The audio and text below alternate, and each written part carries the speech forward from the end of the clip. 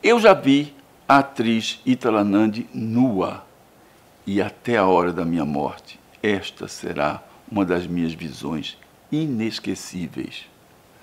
No ar, mais um, eu recomendo o 41º.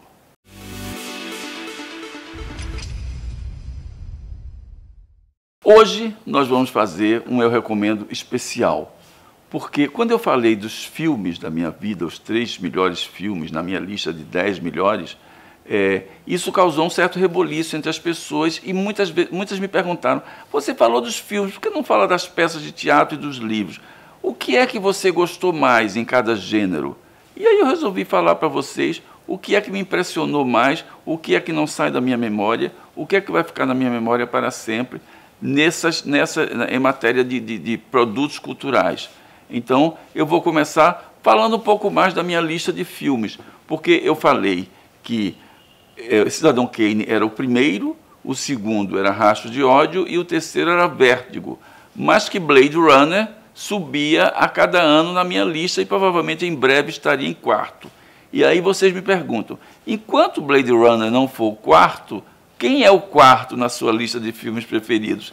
É um outro filme do Orson Welles, é um filme chamado Soberba, talvez até melhor que o Cidadão Kane. Eu tenho algumas dúvidas, mas é o quarto filme na minha lista de melhores filmes.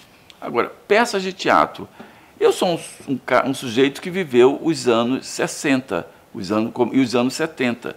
E os anos 60 e os anos 70 foram um período de grande turbulência, porque nós vivíamos sob uma ditadura, mas era, ao mesmo tempo, um período de extrema ousadia da parte dos criadores, dos chamados artistas. Nós tínhamos em São Paulo um grupo de teatro, que era o Teatro Oficina, que fazia espetáculos que a gente esperava com a maior ansiedade, porque eram espetáculos de uma ousadia, de uma inovação que nos deixava todos deslumbrados. Eram espetáculos produzidos em São Paulo, mas que, em geral, iam para o Rio, exigiam grandes palcos, grandes teatros, porque os teatros lotavam naquela época. O Teatro João Caetano era onde, geralmente, se apresentava a oficina.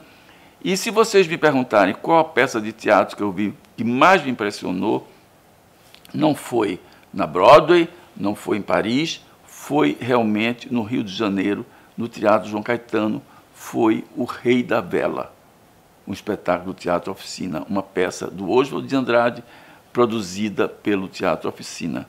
Mas teve uma outra peça do Teatro Oficina, também apresentada no Teatro João Caetano, que era do Bertolt Brecht, era Nas Selvas da Cidade.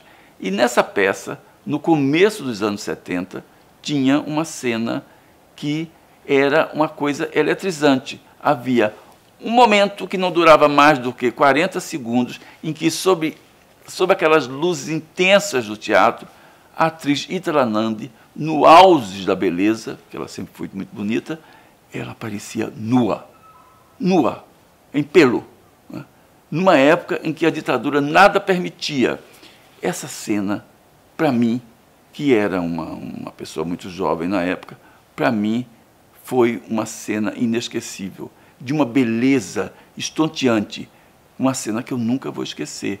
Então, se me perguntarem quais as minhas peças preferidas, ou pelo menos as peças que me marcaram, eu direi sempre que foram peças daquela época. Foram, por exemplo, Gota d'Água, do Paulo Pontes, com a Bibi Ferreira. Foram As Criadas, do Jean Genet, O Balcão, feito aqui em São Paulo pela Ruth Escobar. É engraçado que a maioria das lembranças de peças de teatro saíram de São Paulo. Fazer o quê, né? Gota d'Água foi carioca. Roda Viva, com a Marília Pêra, que acabou todo mundo sendo preso no teatro. Foi uma coisa terrível. Mas essas foram as minhas peças preferidas. Agora, livros. É difícil você dizer qual é o seu livro preferido. Eu geralmente li os clássicos muito cedo e numa época em que eu não devia ter lido. Por exemplo, eu li Dostoiévski como é que se diz, todos os livros em série eu li seguidos. No final eu estava meio louco, estava mais louco que o próprio Dostoiévski, porque é uma literatura muito pesada para alguém que é tão jovem. Mas, de qualquer maneira, eu li o Dostoiévski e, na época, achava que era o maior autor de todos os tempos, que era impossível alguém sobrepujá-lo. Mas depois eu li outros livros e outros autores que acho que são igualmente fantásticos e menos verborrágicos, como era o Dostoiévski. Porque, não sei se vocês sabem, o Dostoiévski vivia do que escrevia, e ele tinha muitas dívidas. Então, ele escrevia o mais possível, estendia aqueles livros o mais possível, porque quanto mais ele escrevesse, mais ele ganhava por página. Então, é por isso que os livros dele são tão longos e são quase que novelas. Então, o Dostoiévski é talvez o autor que mais me marcou, porque quase me enlouqueceu, mas tem autores brasileiros que eu li e que eu prezo muito, como o Guimarães Rosa, né? Grandes Sertões Veredas é uma obra-prima, a Clarice Lispector, que eu não me canso de dizer que é um dos gênios da literatura brasileira, e um autor que eu li, mas também vi no teatro, que é outro gênio, é o Nelson Rodrigues.